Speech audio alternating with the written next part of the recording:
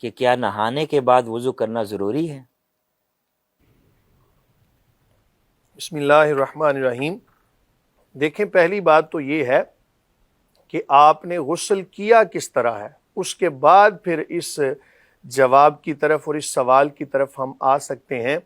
کہ آپ نے اگر تو سنت کے مطابق غسل کیا ہے تو پھر تو وضو کی ضرورت نہیں ہے، اور اگر آپ نے غسل کے دوران احتیاط نہیں برتی، مثلا جسم کا کوئی عضو خشک رہ گیا تھا، مثال کے طور پر آپ نے صرف اپنے جسم پر پانی بہایا اور ہاتھوں کا کوئی حصہ یا چہرے کا کوئی حصہ یا وہ اعضاء کے جو وضو کے دوران دھونا فرض ہوتا ہے ان میں سے اگر کسی چیز کا خشک رہ جانا پایا گیا تو ایسی صورت میں تو وضو نہیں ہوگا۔ میں مختصر کر کے بیان کروں گا کہ غسل کرتے ہوئے ایک مرد کو یا ایک خاتون کو کن چیزوں کا زیادہ خیال کرنا ضروری ہے۔ سب سے پہلے یہ بات یاد رکھیں، اگر جسم کے اوپر کوئی نجاست ظاہرہ موجود ہے تو ہاتھوں کو دھونے کے بعد سب سے پہلے ہاتھوں کو دھوئیں، کیونکہ ہاتھوں کے ذریعے سے ہی نجاست کو دور کرنا ہے۔ جب ہاتھوں کو دھو لیا، اس کے بعد نجاست ظاہرہ بدن پہ لگی ہے تو اس کو اچھے طریقے سے دھوئیں پانی کے ساتھ، اس کے بعد دوبارہ ہاتھوں کو دھوئیں، پھر آپ مکمل وضو کریں جس طرح نماز کے لیے وضو کیا جاتا ہے۔ وضو کرنے کے بعد پھر آپ ابتدا کریں اپنے سر سے پانی بہانے کی، پھر دائیں کندھے پر، پھر بائیں کندھے پر، اسی طرح پورے جسم پر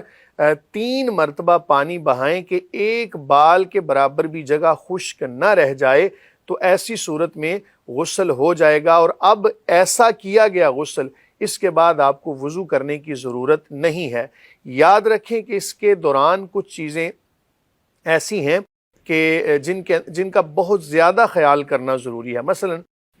اگر روزہ نہیں ہے تو غرارے کر لینا، ناک کی نرم ہڈی تک پانی پہنچانا، اور اگر روزہ ہے تو پھر صرف کلی کر لینا اور ناک کے صرف اندر تک پانی لگا لینا کافی ہوگا۔ اور یہ بھی بات یاد رکھیں کہ جسم کے اوپر کچھ ایسے اعضاء ہیں، کچھ ایسی جگہیں ہیں کہ جن کا دھونا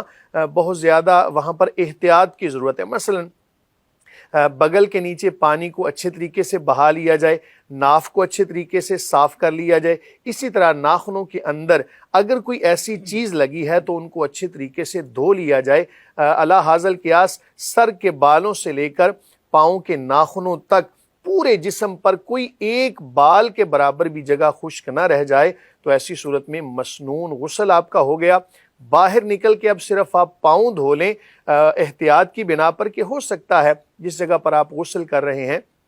یا غسل کر رہی ہیں وہاں پر ہو سکتا ہے کہ کوئی نجاست ہو یا اس سے چھینٹے اڑ کے پاؤں پہ پڑ گئے ہوں، تو ان کو دوبارہ سے دھو لیں۔ اگر بالفرض انگوٹھی پہنی ہوئی ہے یا خاتون ہے تو اس نے کانوں میں بالیاں پہنی ہیں، ناک کے اندر کوئی زیورات پہنے ہیں، تو ان کو ہلا لے تاکہ اچھے طریقے سے پانی وہاں تک پہنچ جائے۔ اور اگر خاتون ہے، اس نے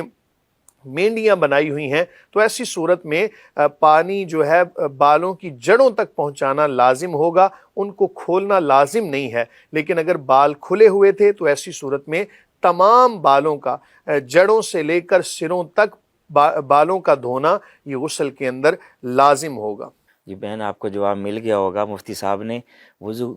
کا طریقہ بھی بتا دیا اور نہانا کیسا ہے اس کا سنت طریقہ بھی، جو احادیث سے اور آپ صلی اللہ علیہ وسلم کی سنت فعلیہ سے ثابت ہے، اس کا طریقہ بھی آپ کو بتا دیا۔ آپ خوب مطمئن ہو گئی ہوں گی۔ جی